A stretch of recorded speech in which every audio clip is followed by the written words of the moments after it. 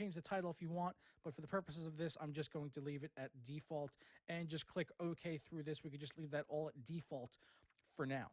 To add in your webcam, you would just right click and go to add and video capture device. And if you have a webcam connected, then it should be listed up here. I'm using the Logitech C920, so it's listed there.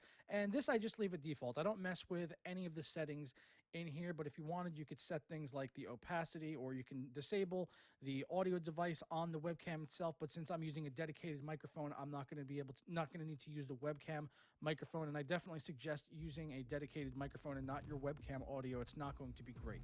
So if you just click OK there, now we have our video capture device added in.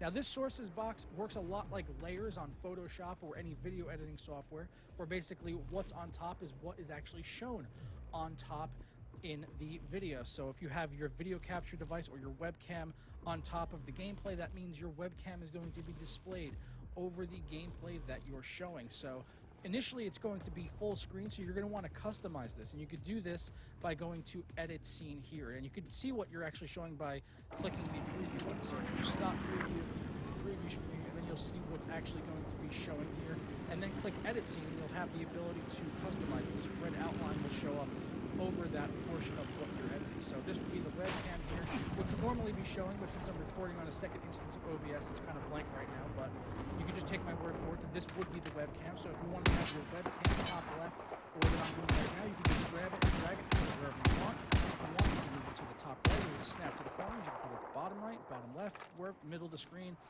wherever you want to put that, you can put your webcam, and then it's going to be there and it's going to stay there. And when you're done editing, you can just click edit scene again, and then it'll stay there and you're done.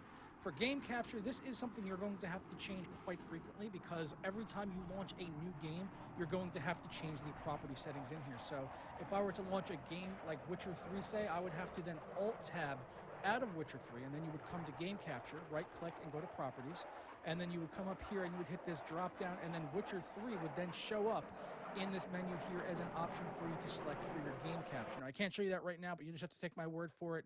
If you do launch a game, Alt-Tab, come here, and it will show up in this window.